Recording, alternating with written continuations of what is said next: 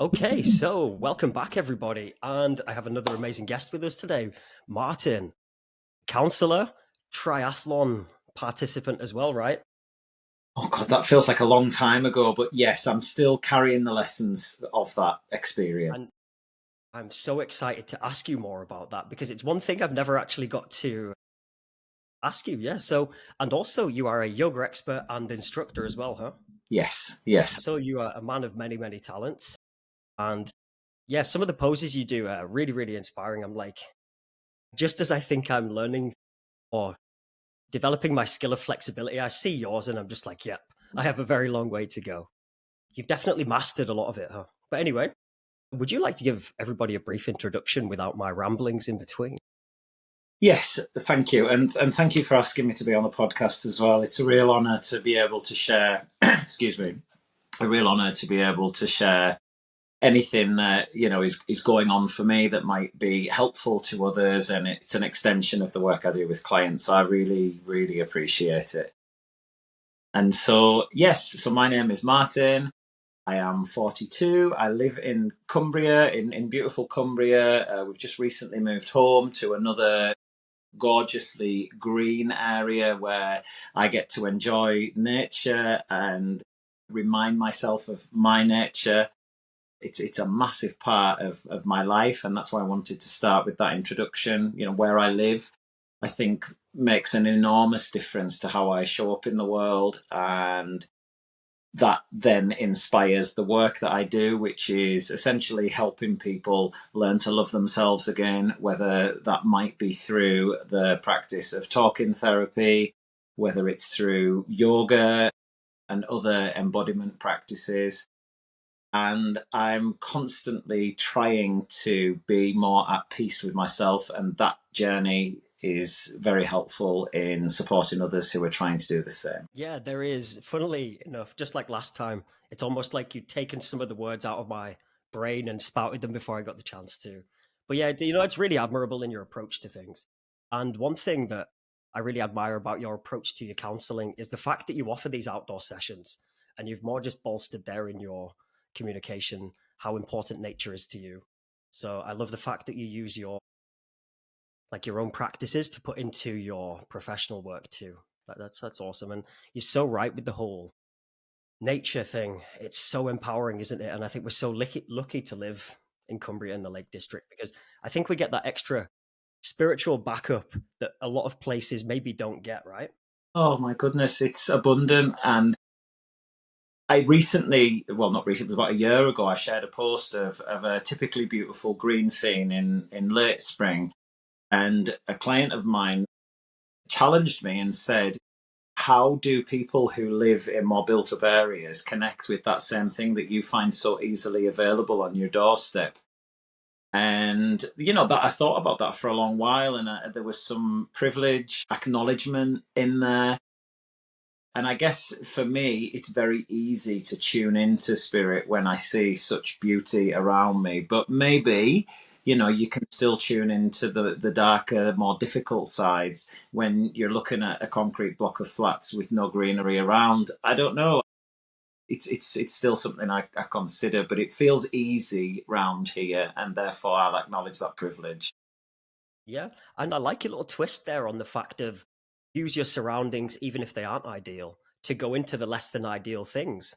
That's definitely given me a new perspective on it too. That's Oh a well. gold nugget there. But yeah, and again, you're so right. It's very easy and to take things for granted, isn't it? No matter how much we practice gratitude, we can always learn to have more, right? And I feel that with like the lakes and yeah, just the beautiful place that we live. It's so easy to just be somewhere beautiful within 2 minutes of leaving my home. And the choices we have are incredible, aren't they? So yeah, I feel on my spiritual journey as well, it's really helped if I've just needed to be somewhere that feels lush and green and warm and giving and nurturing. And I can get lost in it. Yeah, like you say, we're very privileged in that sense. We really are. I had that getting lost in it experience the other night because I've been trying to find my sunset spot because we only moved here about 2 months ago, Yeah. and I found it thankfully. And this weather is is insane at the minute. It's so beautiful, Yeah. and I was up there and I thought, I'll just have half an hour. I'll just sit with, and the dogs can run around. There's lots of things for them to smell. And I Yeah. could not, it was like I was glued to the spot. And I was there for about 2 hours, just didn't need to, I was hungry, but it didn't matter because where I was and having that. And I often say to people when the weather is what I consider to be good, which is like we have now, sunny, Yeah. warm, clear, I don't want to be anywhere else in the world but at my home. And like, what am I okay to swear? Yeah, go for it. Honestly, yeah, yeah. What a fucking privilege. Yeah, you are so so right. And like you say, that strangely grounding magnetic pull when you're in that place, like whether it's golden hour or whatever, you like you say, you found that spot. One thing I'll add though is I'm surprised that you hadn't done your previous research before purchasing to find that sunlight spot, that sunset spot. I just didn't would have assumed that you would have known that as one of the first things. But yeah, I'm glad you found it. Yeah, yeah, Maybe I trusted I would find it. yeah. I don't know. Resonant. I was more concerned with the actual house, but we were looking in January. So Yeah. yeah, interesting. I'll have a think about that one, Johnny. Well, you definitely, I guess, had your priorities in order though, because there's more important things than when you're purchasing anyway. So next up, yeah, I would love to hear more about this triathlon that you did because I remember I've read about it a couple of times in places you posted about it, and I think we very briefly touched on it last time.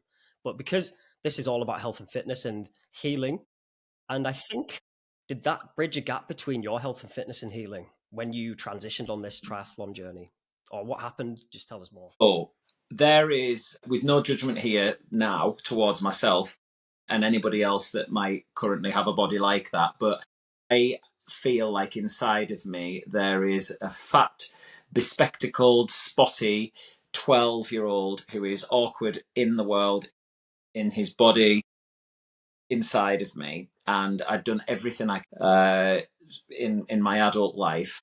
And the fear of letting that boy out drove me to engage in all kinds of I'm not even going to say unhealthy, but just unhelpful things for me.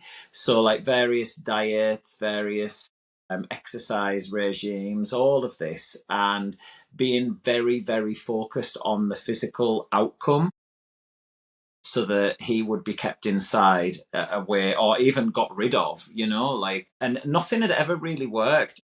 When I started practicing yoga, I went to it from as most people in the Western world do, go at it, with a view to how it can make you more flexible, it can make you stronger, can look like what you are shown that it is all about. When, of course, like it's an entirely personal experience and is much more an internal job via the body.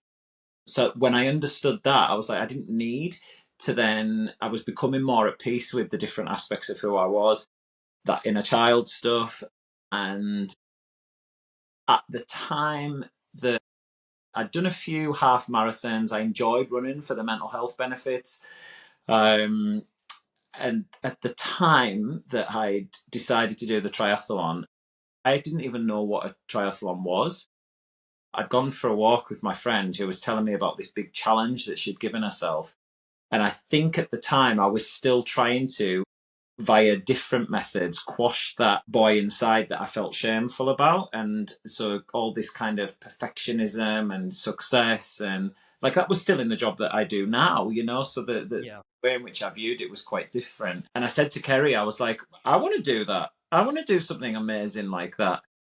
Very ego led, had no idea what it would look like for me. And so she was doing the half 1.2 mile swim, 56-mile bike ride, and a half marathon run that even just the half. Wow. was available. And I was like, I'll do the fucking full. I'll do it. Just ridiculous. I had 2 glasses of wine, felt confident. And I announced it and I said, this is what I'm going to do. I'm going to do it for charity. And that was 9 months before the event. Um, Thankfully, I had the good sense to get somebody who was experienced and setting up a training company for triathletes to help me. And Yeah, because of you and what I know about you and your drive, you'll do it. yeah, But you've got to get your body ready. And I think there's a lot of kit that you need to buy to mean that you can do it. And so that was what motivated the decision to do it. It was just, what else can I do? Because I'd felt so, I suppose, like liberated and free of all the limiting beliefs that I had about who I was on a kind of emotional and mental level, really. And I was quite happy with my body because of the yoga as well. So I was like, just what else? What else can I do? Yeah. But I did not know what I did not know. And that ignorance, that naivety slash stupidity is the only reason that I did it. But when I started doing the training, I realized what was going to be required. And when that hit you, how did you feel? Everything that I'd been trying to hide came up. Wow. So did you pull back for a moment, or did you still just decide to bravely go into it? Bravely. I think that was part of doing it for charity, that I couldn't back out. Yeah. Right.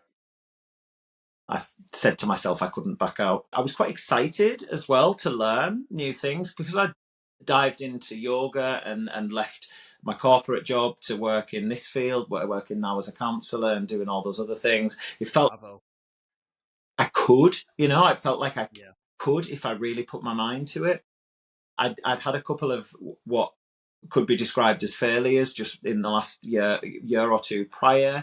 So it felt like I could deal with failure. I wasn't necessarily frightened of not being able to do it.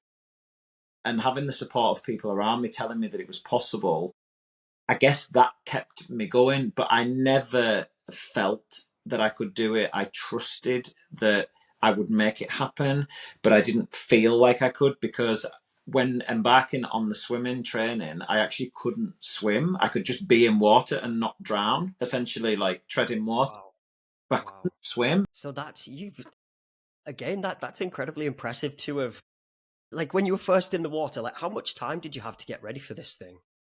In between you deciding on the day, right, I'm going to do it after a couple of glasses of wine, to then, how much time was there between then and the event? So I think I signed up in the September, and the Yeah. training started in earnest in the November, and the event was Right. in June. So you're talking like 9 months from beginning, probably 7, 8 months from starting training to doing the event. So not only are you having to get the fitness, you're having to learn the skill for the fitness, which comes first. Wow. Oh my God. Yeah. Like the element, like they were talking in all this language I didn't understand, cleats clipping in. I mean, Garmin, Yeah. I like I don't know any of it. It honestly challenged every part of imposter syndrome I had. That 12-year-old, you know, all come back up to the awkward, surface. like feeling like a piece of shit was just present everywhere. It was the ultimate bringing out of that part that I'd repressed for 20, 30 years. Well, this is why I want to know so much about it, because it sounds like such an incredible transformation for you, because you've not only did you do it, even when you thought you couldn't, like you said, you've not opened Pandora's box, but it sounds like something very similar. And like, go ahead, sorry, go ahead. No, it's just, I feel quite emotional because I have milked and I will continue to milk for the rest of my life that experience, because I feel like I dived in so fully, and this not enoughness, this perfectionism, this trying harder was everything about why I was doing the triathlon. And during that experience was I realized everything about why I needed to do it, and it had nothing to do with my physical fitness. And yeah, that was a byproduct, and it was really nice. And I'll tell you a bit like after the event how I kind of got a different understanding of that. But it was absolutely a cleansing of that darkness that was inside of me that I tried to get rid of, and realized it was never mine. Yes, and that right there is the beauty in healing. Honestly, I salute you so much for that. I really, really do. I'm being able to share it because, yeah, man after my own heart with all that kind of thing. You really are. And so, how did it feel during and right after? Okay, I'm going to take you back to the earlier days of my training. Yes, yeah, yeah, That was the most insightful, and that was the most like transformational time, I guess, internally. yeah. not a lot was happening on the outside, as in like timings weren't getting better or anything like that. So that definitely the hardest times were the ones that I learnt the most from. And I think a lot of that can probably be summed up in this little story that I'll tell you now. So the swimming was the hardest thing. So I had the sensation in my body of being on a bike.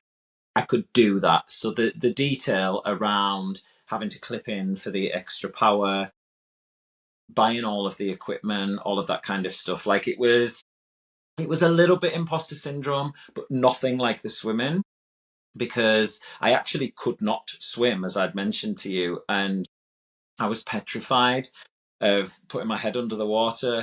I was actually petrified of being in deep water, whether that be in a pool or 6 months after, well, not 6 months, it'd be about 4 months, 4 or 5 months after training when I went into dark water, because it was an open water swim on Derwent water in the lakes. So that was a whole lot, like I had to learn to swim. And then once I learned to swim, I had to learn to be in dark water, which for me was an entirely different thing.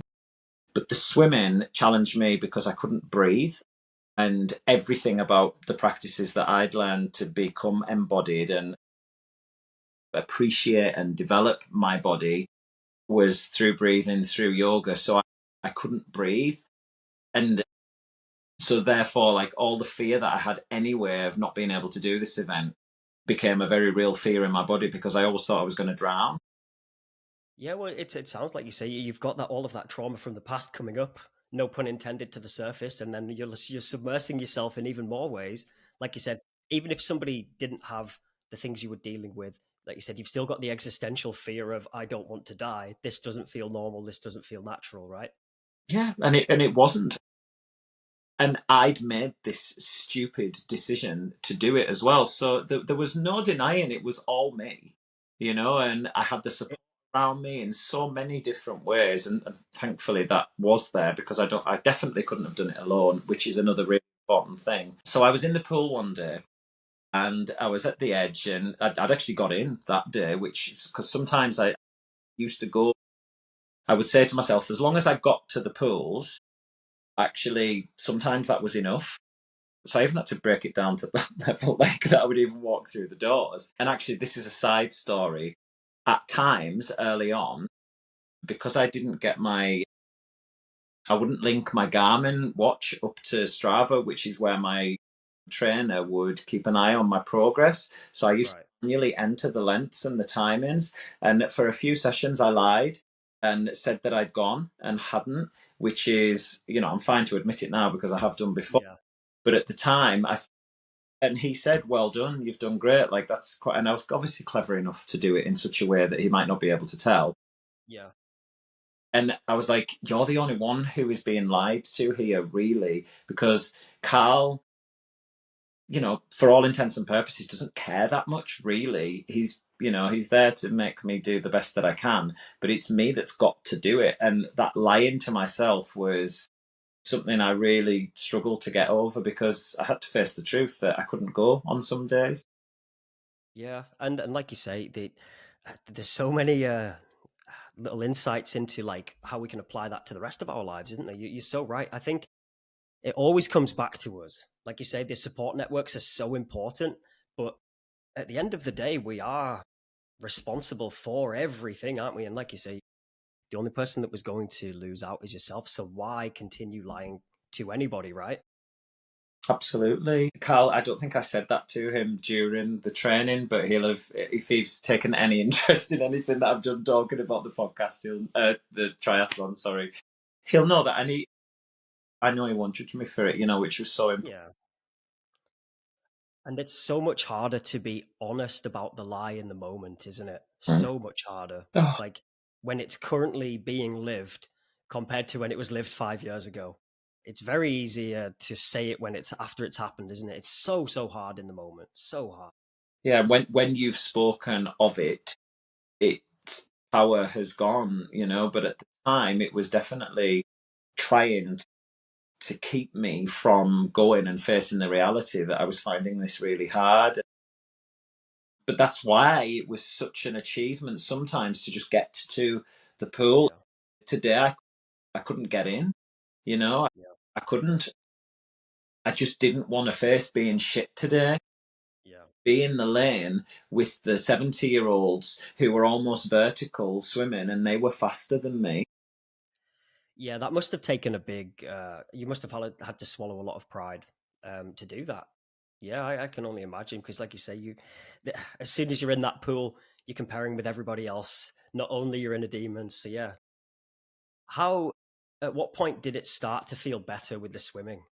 Like, So it was probably about, let me see, that was the beginning of November. I would say, interestingly, I got into an abusive relationship over Christmas. So about 6 weeks after I'd started my training, because I was really like empty and obviously I was facing everything. So I was incredibly vulnerable and therefore willing to accept anything that would be supportive on a romantic level. And yeah, that was really shit.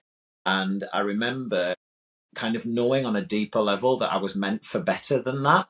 And I thought, if I can just get in the pool and use it as like a meditation, so just be breath to breath, arm stroke to arm stroke, length to length. There was something about like, if I do that, I know I will find the way through this. I know that I'm in there. And when I started using it in that way, it became, and I actually was incorporating some of my yoga to help with shoulder opening and things like that. And it reminded me of things that I was good at. So it was like, yeah, but you can do this and look what that took you. So I would do little stretches like this yeah, when I was at the edge of the pool, and I kind of enjoyed the weirdness and people looking at me, because it's like I am not just this shit swimmer. yeah, There's more to me. So that felt like it started to turn it around, and actually the accountability of finally linking up my Garmin to the Strava where Carl could watch me, it gave me the motivation to say, well, I'll do the 50 lengths or whatever distance he's given me, and I will do the drill and things like that. So that got me into the rhythm, and it felt like I could swim at this point, and just the exhilaration of being able to breathe again. yeah. The things again that we take for granted, right? It literally sounds like. I know you've already stated this, but it sounds like you relearned life throughout this process completely. It really, in no exaggeration, that's what it sounds like. I think it's why I never did another. Yeah, because you Because didn't need to, right? that's right. I didn't Yeah, prove again that I am already worthy, even though I had to prove it to myself through this kind of suffering. it's crazy how we need to go through that pain and exhaust it before we can be like, oh, before we can put that book down, right? And it can be incredibly arduous and grueling, but sometimes there's no other way, is there? I don't think there is. And it took giving, because I gave up. I didn't I didn't actually sign out of it, but in me, I made the decision to. And interestingly, out there in the lakes, I short-lived abusive relations, and thankfully short-lived. Like I think he saw my deeper strength and was trying his best to put that down for his benefit, because obviously then I would give to him. And I think he saw it. So thankfully it was short lived, because this triathlon was making me stronger in so many Yeah, ways, quite exponentially, once I realized that this might be possible after a couple of months. And he abandoned me. And when I knew that was going to happen, I I was letting go of a few other things at the time. So I actually sold a business that I had at the time. I yeah, did a few toxic friendships. So all of those things that were weighing me down, keeping me in that small place, I started getting rid of as I was in the darkest moments of the training, and literally in the darkest months as well. You know, they say winter miles, summer smiles. Like I was doing it all in the winter, this hardest stuff, yeah. and getting rid of things that were getting in the way of me being able to do this. It's like, you're bringing me down. You're telling me I can't do it. You're telling me I'm ridiculous. Like, you need to step aside, because I'm fucking doing it. Like, I don't believe I don't feel I can, but I will. Did you feel like you were gaining momentum every time you said no to something that wasn't good for you in this process? Now that you say it, yeah. Yeah, I did. And so it sounds like more and more became non-negotiable for your piece because you knew that you'd finally tapped into this thing that was good for you, whatever it was that you were doing. Yeah. I mean, let me see, probably 5 years prior to that of working really deeply on myself in more psychological and spiritual aspects of who I was definitely there. I knew Yeah, it was all meant to be, but when you're in yeah. the middle of it all, you forget that. And I just trusted that Oh, yeah, being in the mire and getting myself removing what was stopping me from moving forward. Like I knew there was some kind of intervention from deep inside of me that made that decision. So I guess I just knew that I had to see it through, and that was a comfort all the way through. I always had that, like yeah. I think, yeah, even on my own journey, that deeper knowing, even when you feel completely lost, it can empower you through the darkest times, can't it? And this is why the inner work is so important because it's that inner work that keeps you in touch with that thing when you're going through hell, doesn't it? yeah. And having had a previous connection to it in a way that had been very liberating a few years previous when I'd left my previous career and embarked on doing what I do now. And that, I remember I was standing next to the coffee machine 5 years before I did the triathlon at work and said, I don't want to go into that meeting. I don't want to do this job anymore. And this voice that I love so much now spoke up and said, well, don't then. Yeah. Don't. And That was the same voice that said, do this triathlon, even though you don't know what the fuck it is. Like, yeah, it's, no sense. but when you learn to start to trust that voice, though, how good does life get, right? It can be scary to listen to it, and oh, but yeah, what an How amazing good feeling. and bad. Yeah, that's true. That's true because you know, it's the truth, isn't it? It's not your cheerleader; it's the truth. And but like you say, learning to follow it, and it becomes something removed from that inner critic, doesn't it? When we build awareness around that voice, there's a truth that, like you say, you sometimes don't even know where it comes from, but it's so built into your intuition that it's Mm, indescribable but unignorable, right? yeah. And after time, the more you practice following that thing, the better your life gets, and you build that momentum that you've been talking about. Yeah, It was saying, get rid of these friendships or put them aside because they're not helpful in this current task that you've set yourself. And, I have a deep respect for pain and that it teaches us where we're not meant to be. So that's what I was being guided by this whole time. I thank and I also have a deep respect for my ego because it provides fire and a catalyst to take me to where I need to get to. But likely, if it's in charge, there'll be some pain.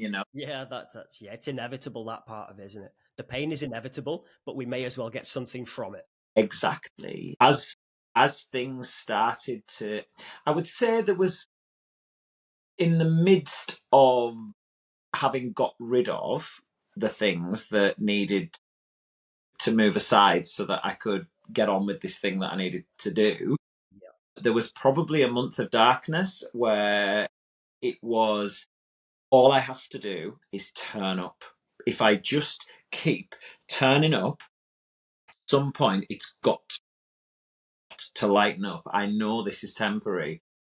But that was really hard because obviously I was missing what I had had as a previous comfort and yeah, staring into this different space that I had to get to know.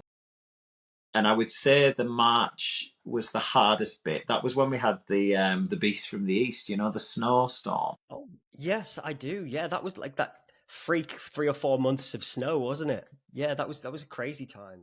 Can you imagine like training on a bike and outside, that's that's just like life going right. You picked this, buddy. Let's see what you're made of, right? get the most from it. Yeah, yeah. But Wow. there was this moment. Oh, sorry, I never said so. Just before it ended that relationship, and it was literally just before this March. It was the 28th of February. I should remember. Was this 2008? Was Yeah, it? Yeah, yeah, cool. yeah. Awesome. So I just hosted. was it my first? It was my first ever yoga retreat. And I'd done it, and I'd patched myself up and done the best job that I could. And I'm still doing them now, so I guess it turned out okay. But the night after it, I was exhausted, and I thought I just need to get up Skiddaw. It was the nearest mountain to me, so I went up it and I cried all the way up, and I was like, I can't do it. I can't do this thing that I've set myself. And I said, okay, don't then, don't then. And I cried all the way down after I'd made the decision to quit. Obviously, give all of the money back to people. I didn't even know how that would happen on Just Giving. You know, publicly, I talked about the fact that I wanted to do it. So publicly, I would have to pull out. Obviously, all these decisions I'd made about in its interests would look like they were misguided, and maybe I'd have some apologies to make. But I said, I'm not doing it. And I woke up in the morning and said, well, actually, yes, I am. And that was a turning point. But as I said, there was about a month of darkness, and I just kept turning up. And I thought, well, I've invested everything now. I've got to do it. And then about the beginning of April, I always describe this with clients when they've gone through the darkest times. Yeah. At some point, you'll see a shard of light come through the clouds, and they won't fully part, but your whole body breathes again. And it says, it's a bit like when you've maybe had the flu and you know you're on the mend. It's like, oh, okay, I'm coming out the other side. Yeah, and you know, like from that first little glimpse, maybe that more of those are to come, and the next one that comes is going to last slightly longer than the one you've just Yeah, had, right? yeah. Yeah. And did you find as well, as you were going up that mountain, did you think that was your egoic attachment, like saying, I'm giving up? Do you feel like it was its last hurrah? Because then the next day you woke up and were like, oh, I can do it, even though you just quit. I think I had to let go of it to realize what I really needed to do. Yeah. So, in terms of like answering your question there, I think, yes, I was tired in all of the ways. Yeah. And it was a big test to say, how strong is that inner voice that guided you to do this in the first place? How Yeah. strong is that against the challenge of all of the ego stuff? And I felt like I just needed to submit to it for it not to then be so powerful over me, and the truth got to come through. Yeah, see, just to relate to that, it's very relatable in so many ways, but I always find with challenges like that, it's right, like the ego, however we want to call it, I get to that point of the most intense pain. And just as I feel like I will not beat that thing, at that tipping point is when I beat it every time. But to get there it's so, so painful, isn't it? And you literally, it can feel like death, like the thing is completely over. And then effortlessly, it feels like the next day, somehow, a way or another, that it's just gone. And you're like, oh, well, like a incredibly powerful transformation, but you have to go through that, like, yes, I can't fucking do it, to relinquish that thing, right? And then after doing that, you're 10 times more capable of doing it than ever. Yeah, yeah. It's like, okay then, fine. Yeah, yeah. Like, And there's something about that surrender where it goes, oh shit, I'm not in charge anymore. You get yes. what I wanted, and all I wanted to do was torture you. Yeah.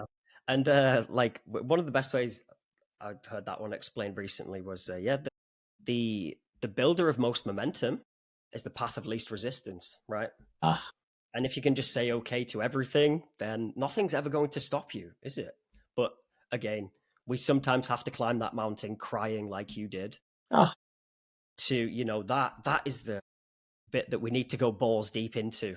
But sadly, and I understand, most people never will on most things, will they? Because it is so, so hard to do. But I think most people won't consciously yeah, yeah, yeah, that's true. repeat the cycles of suffering, and will take themselves up many mountains crying and think that this is all that there is, you know? Yeah, so that's a good correction on my statement there.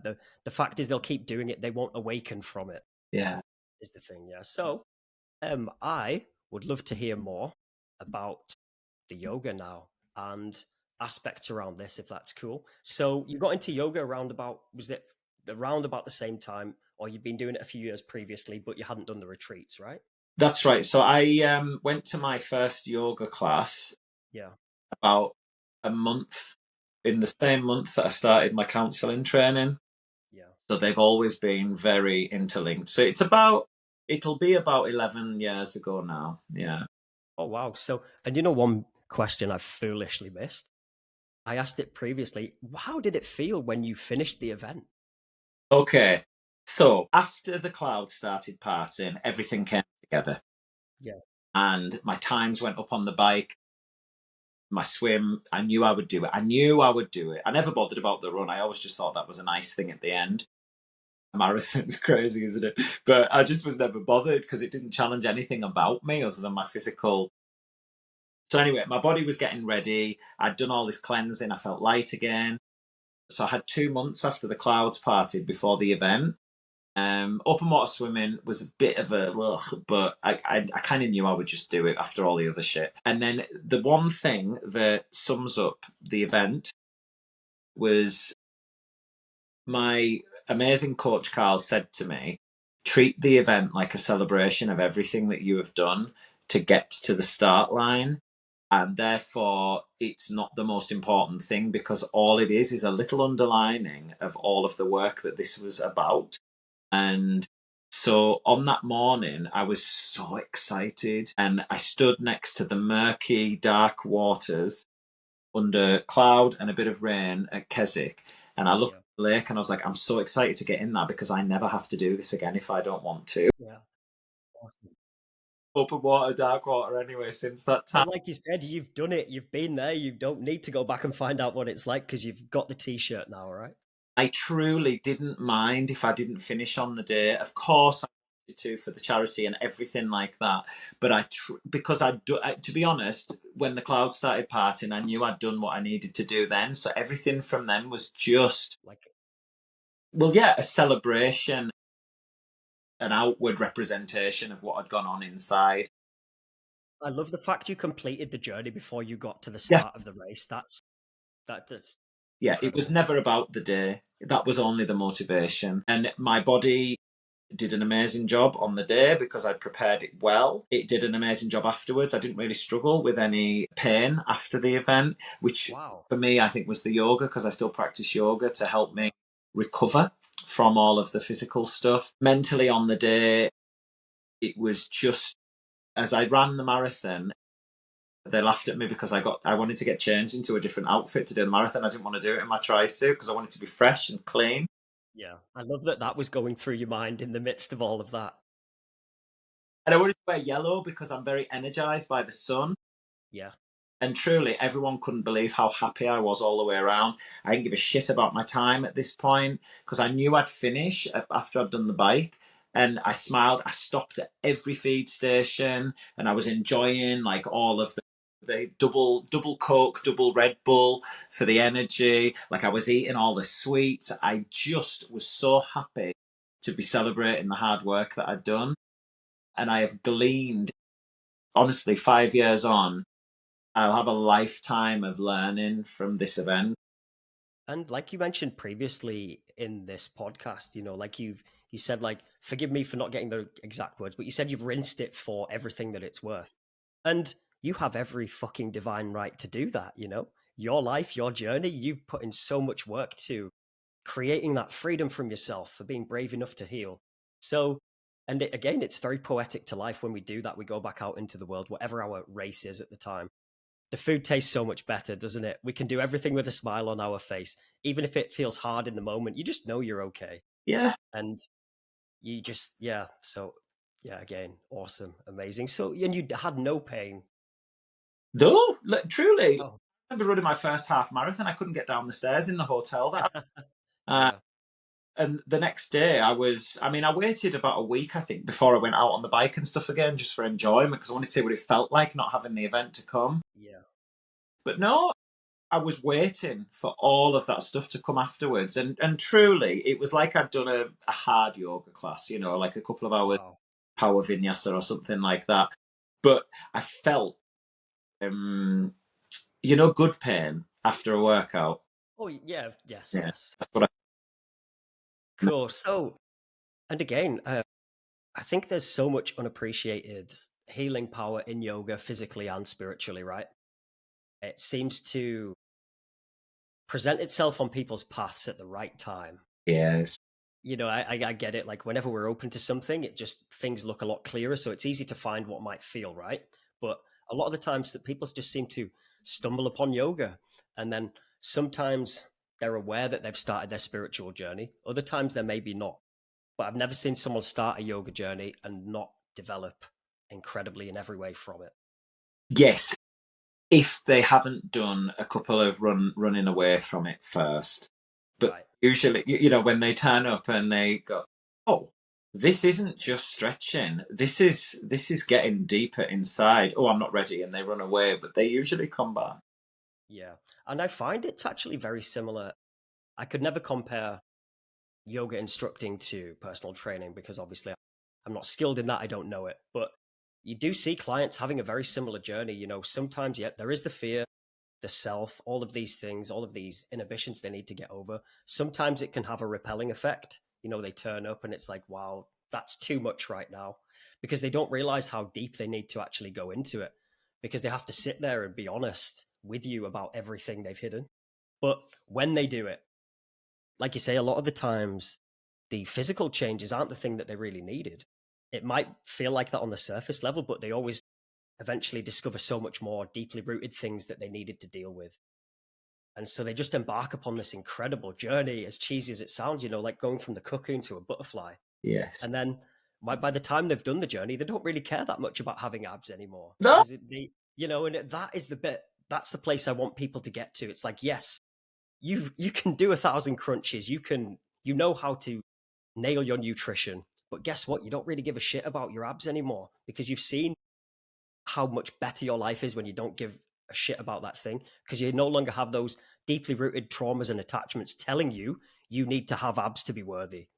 Yes, that's it. Yeah. It something that's coming up for me is that you don't have a relationship with your body. You are your body, and it is the root to you. If you have become disconnected from it and you're viewing it as a way of um how can I say, like, it carries everything that you haven't addressed. And so when you start trying to become embodied and reconnect with it, you face all of those things, and they need to be, it's very uncomfortable.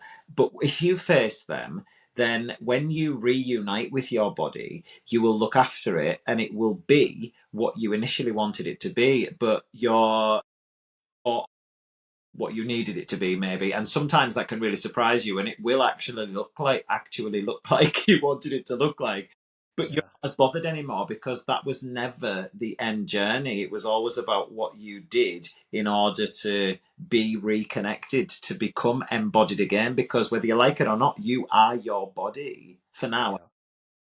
Yeah. Yeah, exactly. And oh, we're going deep there. I'd love to go into that one more next time. And but you're so right, aren't you? Like, we are, it's our embodied experience. And the more we ignore that beautiful gift we have of that body, the more we pay for it. So, like you say, we oftentimes, again, going back to clients just very briefly, when people are starting a spiritual journey, the first place they look is like, right, feel like they need to take back a sense of control. And for most of us, the easiest way to stumble across that or perhaps do it is, right, I'm going to start eating well. I'm going to start exercising because I know they make me feel good.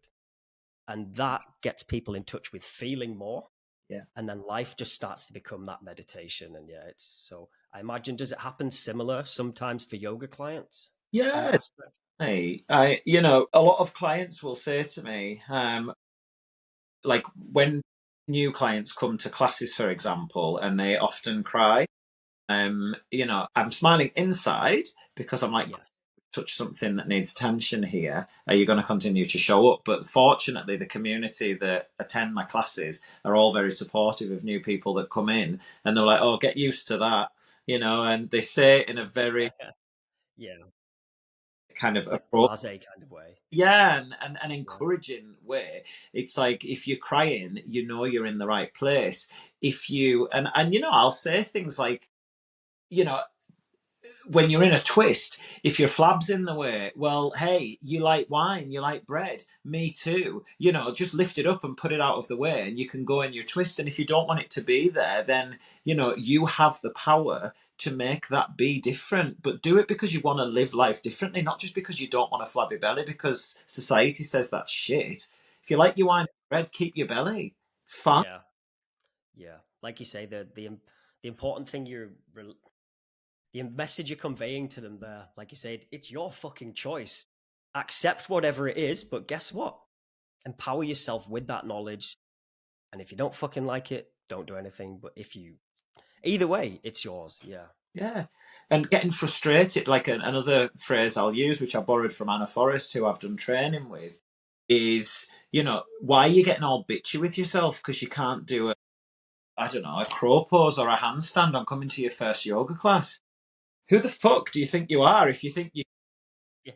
Yeah. sorry, but Yeah. 5 years of training is going to be needed. Understanding of your body, alignment, practice and practice and practice and practice. And maybe one day you'll make it look graceful, and maybe one day you won't be able to do it. But why do you think you should be able to do it? You are amazing and you can do anything, but not Yeah. unless you recognize the need to put some hard work in along the way.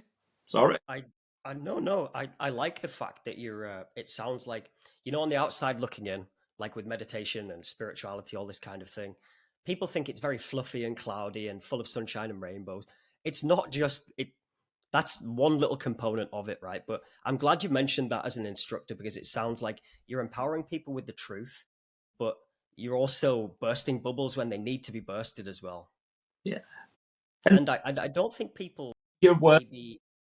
whether you can do it or not, you're born worthy. The fact Yes. that you exist is, kind of almost impossible. And you were born with everything you ever need. It's only the shitty things that you were told and that you experienced that told you couldn't be anything you want. But you know what? You've taken those on and you believe them. And Yeah. you need to acknowledge that. And I'm here to be alongside you while you do. And it's painful, but you can overcome them because you can do anything that you like, but not while you're not doing it with a core belief that you're already worthy. It's almost it's that same thing as doing the triathlon. And it's like I needed to let go of the fact that I could do it in order to be able to do it. Absolutely. Yeah. We need to detach, don't we, to be able to reconnect. Yeah. And it's getting to the bottom of that voice, isn't it? I find this is another great thing with, I always go back to meditation, but because it's so powerful, is identifying where that voice comes from and then feeling where that voice comes from, accepting it and then releasing it, right? And then we can start to reconnect a new voice to that thing.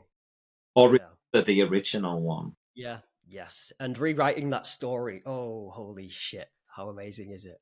Yeah. It's so So these retreats, like what happens typically on, I know you say everyone's different, and I completely understand when you're in the flow of things, you will probably do whatever is needed to be done in the moment with a lot of it. But as structure goes and outcomes, what do you aim for? so it's all about the group. So Awesome. my work in the last since the pandemic really has been about reconnecting people firstly to themselves through these practices, and in order, well, kind of symbiotically really connecting with others that are on their own version of that reconnection to themselves. But the community aspect of it is incredibly important because we didn't evolve to have 8 billion of us unless actually we were useful to each other. And of course, we are wired for connection, our physiology, everything. So I just think this is where the whole idea for retreats came from for me, which is this can be so much more powerful if we're doing it together. So We are better together, aren't we? for At sure, everything. yeah, yeah, and particularly when it's hard. But I usually save that until when I've got to know people better. So I structure the retreat around embodiment activities. It's usually yoga, breath work, Yeah. getting into your body through meditation. I like to include a lot of fun in what I do because there's not enough fun and joy in the world. So yeah, so that's just 2 yoga practices a day, usually quite a dynamic one in the morning to Yeah. really push people's buttons. Yeah. And then we have a brunch. So food is a really important part of it. And me and my husband like to, we certainly ideally would like to cook and provide the food in order to provide the best experience for everybody. I now, certainly in Spain, have some chefs, local chefs that I know that can produce what we would like to produce, and I put the heart into the menus and things like that. And so that communing over the food is incredibly important. So I like to make the tables, very communal, and I try to encourage as much nature as possible. So that's there in the food that we eat. We talk about where it comes from. There are flowers all around. It's like a beautiful environment, because I just think it makes the healing so much more possible. Don't get me wrong, we could do it in a concrete block in the middle of a city or somewhere, but I'm trying to help people as much as possible tune in. And like you say, if those things are there to be utilized and you are strictly focused around those clients at that time, then it's good that you're doing everything you literally can with every tool to give them the best experience. So no, fair play. We see it as bringing you into the things in our life that have helped us find a sense of connection and peace with whatever flows our way. And that is embodiment stuff. It's food, that stuff that we put in us, it fuels us. It's very important. And it can be not healthy as long as it's conscious. Yes. Delicious things that you would be surprised about. The energy that goes into the food makes it taste different and land in your body in a different way. So it's absolutely infused with love and pure intention. And that it shows, It's like mother's cooking, isn't it? Or your grandma's cooking. Everyone loves that the most, yeah. Yeah. And Makes total sense. again, employing others to do that was important, but they get it, and it's great. We're very fortunate to find people that can. There's free time in the afternoon. So I choose venues where people can go off and have private space, but where they can also commune if they wish. So that's the afternoons. We then come back together for a more chilled late afternoon practice. So that's usually, I call it lying about yoga, like the real comfortable stuff where you feel very nourished. Maybe some chanting, something, just introducing these practices often, introducing them to people. And then we have dinner, and then sunset, chill, chats in the different houses, areas of the house. And then interspersed into those days are often a walk in nature, usually quite challenging, like climbing a mountain type metaphors, being in water, so flowing with water, all of the water energy stuff that comes with that, and sharing circles as well, where people talk about their experience on the retreat, and all kinds comes out in that, And lastly, very important part is the communication before and after the retreat. So I bring the groups together on WhatsApp groups where they get to know each other before and where they can continue the relationships afterwards. And I'm really proud to say that I've got about 6 or 7 of these groups running now, and the ripple effect of the retreat on those friendships, it's like it's the most amazing part for me. So the group is everything. Yeah, it sounds like you're bringing connection to those people's lives in so many ways, like you say, not only themselves, but with others who are on the same journey. And when we can share that journey with people, like even now, just having this conversation with you, when I feel aligned with the person, it amplifies everything that you feel. So to be able to do that at a retreat with people who are all moving towards the same thing, nurtured in love, it must be, I can't imagine much more rewarding feelings than that. I mean, I always say to everybody, I get to call this my work. And of course, it's not work, it's me doing what I feel is my highest purpose. And I have an infinite number of opportunities to expand upon that and therefore be able to offer that to people. And it's only expansive. And I am beyond grateful that I am in a win-win-win situation. I know I'm in a small minority of people that get to do that. And I talked about privilege at the beginning. I acknowledge that. And I created that. I'm aware that I did with support of others.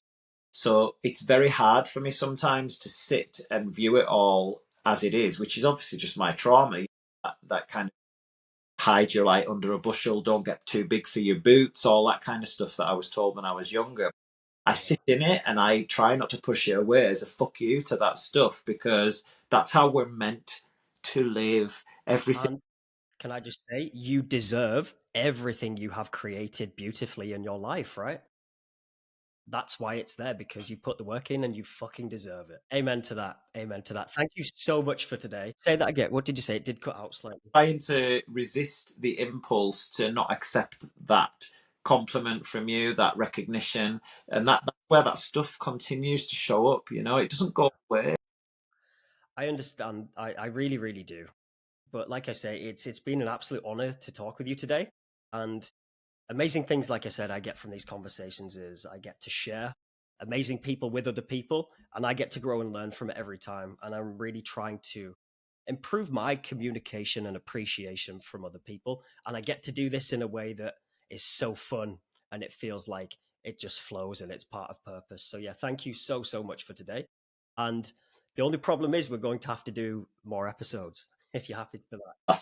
Hey, well, problems are opportunities for growth and pleasure and enjoyment. So yeah, for sure. And likewise, I really appreciated having you on my podcast. I've taken a hiatus while I, move house, and my husband leaves work to join me and all of that. But we're looking to get that bumped up again, started up again in the next couple of weeks. So it'd be lovely for us both to, do Yeah, second absolutely. round on either each other's podcasts. Definitely. Absolutely. Yeah, I'd absolutely love to do so. You have so much to give to the world, and you are a credit to society. You really, really are. And yeah, so thank you for everything. And I'll speak to you very, very soon. And I hope you have an amazing time in Spain as well. Thank you. Well, I'll be sharing details of it, and obviously your energy will be in it, because this is kind of one of the last work things I'm doing before we go. So thank you for that. And I also wanted to say, everything that you've said to me there, I do take on, and I am very comfortable in the knowledge that if you can see that in me, then it's definitely in you. And I'm reassured by the fact that you are demonstrating to me that you know that it's in you too. And that means that you're out there doing exactly the same thing, which is so reassuring, because the world needs it. I feel, like I said, it's like, without sounding cheesy, like consciousness, like recognizes consciousness, doesn't it? And like, aligned action recognizes real.